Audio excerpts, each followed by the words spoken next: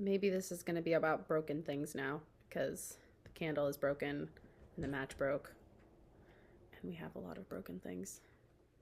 I just love it so much. I don't even care that it's broken, although hopefully that's not a horrible fire hazard. It's not. Mm, maybe I'll also light some stuff.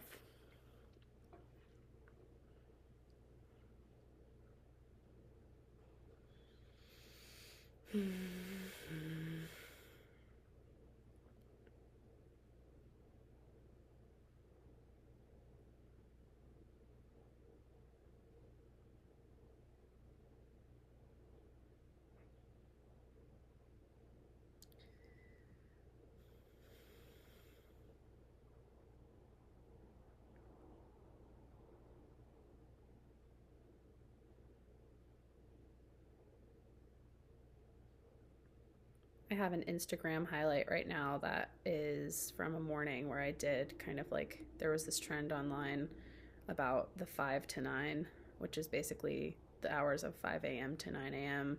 before your 9 to 5 starts. And they also do that of like 5 p.m. to 9 p.m. So there's a nighttime version. Um, yeah, I kind of went ham with it one time. And I feel like that was a very good example of internet therapy, which is this idea that I've been kind of obsessed with for a while.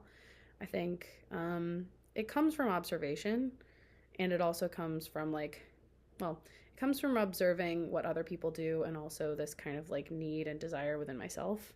I think that there's a lot of chastising of people for using the internet in ways that make them happy, because basically, you know, I've been talking about digital fentanyl, which I think is real, and I think, yeah, using um, products that are designed to be addictive and designed to harm us is obviously um,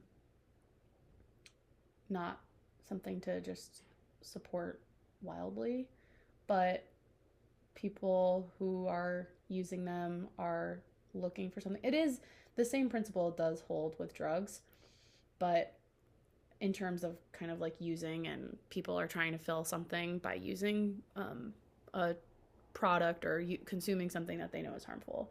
But then I think it's interesting when you think about the person who's serving the tool or serving the good. If you're kind of like extending the drug metaphor, because then who is the drug dealer, I guess? Or, you know, is it a drug dealer, or is it, then do you think of it as almost like,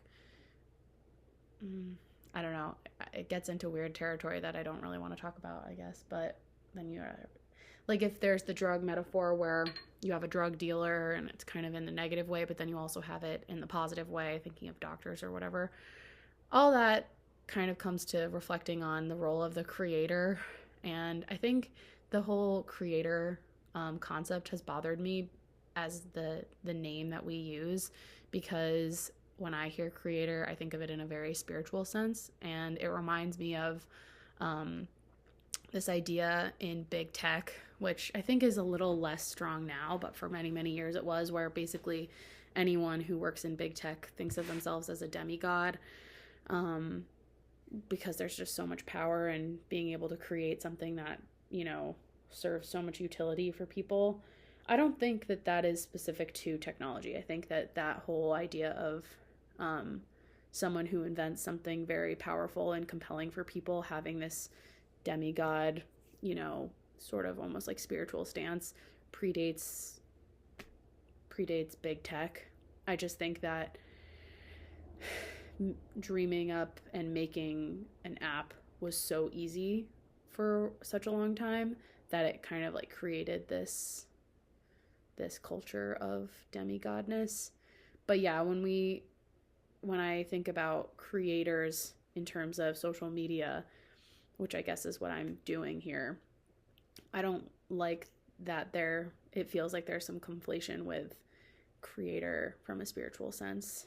And I don't like the idea of creators taking on a similar kind of like um, holier than thou, because they're, you know, creating rather than consuming.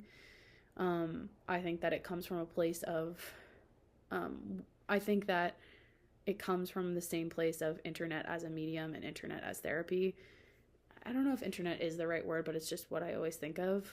I think it comes from this place of like wanting to reclaim some agency over this thing, place, whatever you want to call it, that has taken a lot of agency from people, and being able to actively enjoy and participate in lived physical reality. I think that the explosion of feeds and scrolling and social media has taken a lot of agency from people to enjoy real reality. Yeah, I would call it real reality. And so I think that more and more people getting into creation is a way of reclaiming that agency. And the people who are still kind of consuming, I actually think they might be doing more service now than the people who are creating. I think the people who are doing the service of actually watching someone and like witnessing, yeah, I think of it as witness. It really does take on this very spiritual, the roles start to feel very spiritual. And I'm pausing myself from going down other rabbit holes, but yeah, I think when you think of it in almost in a spiritual context, if you have, it's almost like people who are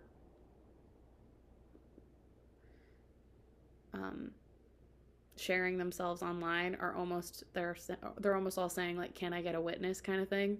And then people who are willing to be a witness, I think, is really powerful, and we don't give that enough credit. And it's almost like, at what point are the people who are watching going to be getting paid for watching, right? Like, at what point is it no longer going to be valuable to be the one making the thing because it's so flooded, that it's actually more valuable to be the person creating and encouraging and giving feedback? Like, those are almost the therapists rather than the people who are, proclaiming. That is one that I kind of want to sit with for a second, because I've had that in my mind for a very long time, and I've wanted to articulate it, and I haven't really felt like I've fully been able to. And I think that's also the power of having a testimony space like this, where I can speak and I don't have to worry about having it in conversation with another person. I can just completely articulate what I've been reflecting on without the dialogue of another person.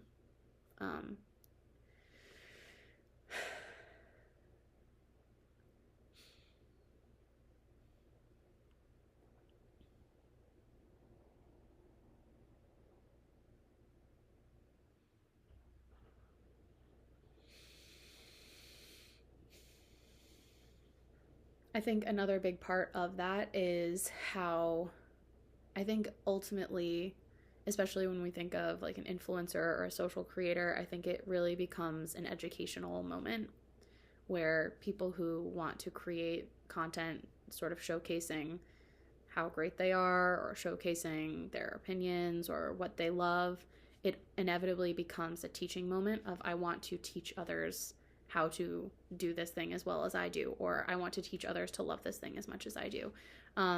And that is when it sort of really starts to come full circle for me. I've been studying education again for the past couple, 2 years, I guess. And I think, so I think that inevitably the value becomes, how can I teach someone this thing that I have the passion for and make this a teachable space?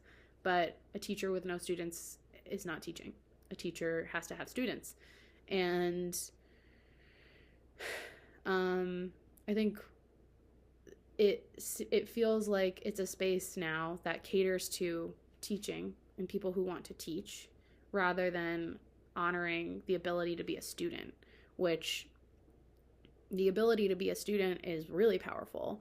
And the ability to continue learning and staying pliable and flexible mentally enough to be able to take on learning's message and teaching from a teacher is really important. I also think that everyone can't be a teacher. And so if we think that, if it's almost like the path to being successful as an influencer is to, not always, but I think a lot of the time it becomes teaching and being a good teacher. Then it kind of, yeah, not everyone can be a teacher.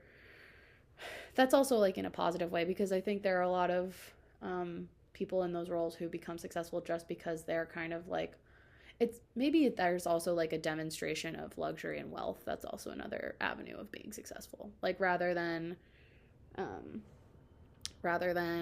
being successful because you can spread your gospel the best or really well, it also becomes like you become successful because you've like demonstrated an ultimate wealth or luxury. There's also just like entertainment, which I think is probably the hardest one to really do successfully, especially because a lot of the time, if your main value is entertainment, you're probably not going to make a lot of money, or like I don't even know if you make a sustainable living off of that being a value that you add. I was thinking a lot today, earlier this morning before doing this. I've been thinking about mantra a lot again, which is a bit of a different direction from what we've been talking about, but not totally, because yeah, so I've been kind of working with the concept of mantra recently again, although I don't feel like I've been as focused about it. So mantra being, I guess, certain, like, different people think of mantra differently. So that's why, this is annoying. That's why,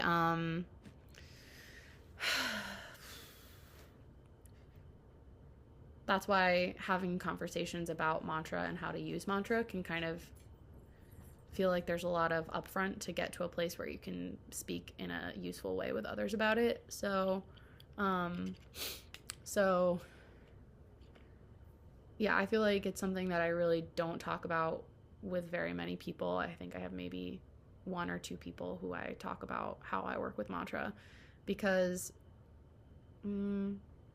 it's similar to the idea of self-hypnosis. I think mantra and self-hypnosis are very similar in kind of what you're doing. And in its best essence, I think that mantra kind of goes beyond whatever the mantra is.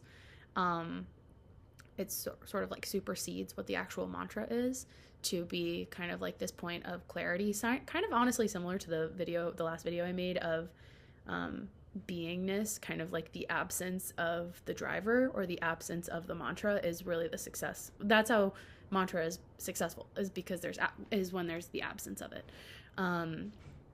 So yeah, I was thinking about that in the context of kind of like influencers and teachers and learning and a lot of the environments that I dabble in and see, because I was thinking of Glennon Doyle, who, I don't want to say I like have gripe with Glennon Doyle or I don't like Glennon Doyle, especially because Glennon Doyle is a real person doing a lot of service in people's lives.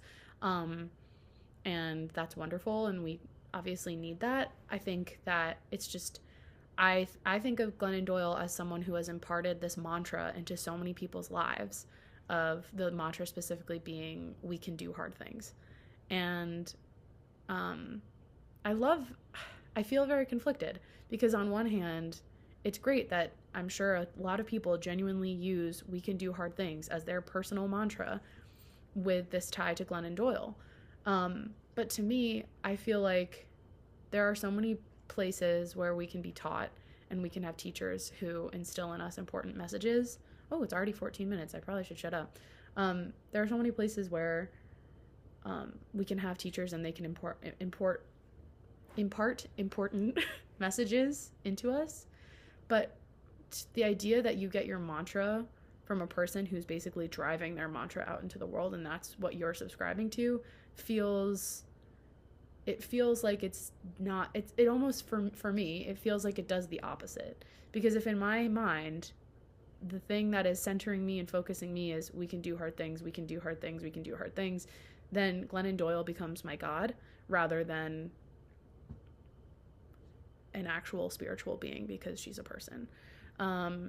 And yeah, I think of that also, like I've been enjoying the audiobook Let Them by Mel Robbins, which a lot of people are too. It's nice to appreciate Mel Robbins when she's having such a mass following. But the idea that my mantra would be let them, and then in the back of my mind, I'm always just thinking like Mel Robbins, Mel Robbins, Mel Robbins, feels anti-mantra, and it feels anti-spiritual. It feels anti-centering, anti-grounding. So yeah, I mean, I guess that's a tension. And that could also just be me, because I'm sure a lot of people are getting a lot of good from that being their mantra. But I wonder if someone like Glennon Doyle or someone like Mel Robbins is aware that they're probably instilling mantra in others that is like this fueling core belief that supersedes a lot of other core beliefs that help people kind of navigate their days and their lives, and thinking about how to maybe think in a way that isn't driven by consumption and getting more consumers, but is driven in a way that's actually about the overall well-being of the population that they're serving or that they're looking to serve. And that really is the question of like, is it service that you're looking to do, or is it product, consumerism, monetization, whatever that is being sought. And yeah.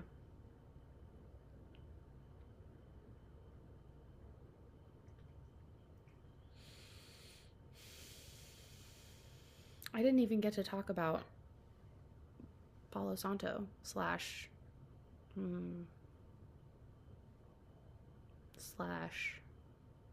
incense. Maybe that can be another time. I mean, yeah, there's a lot of good things and exciting things, and I really needed this space to work through a lot of these ideas, and I'm grateful for that, and I'm looking forward to continuing this exploration tomorrow.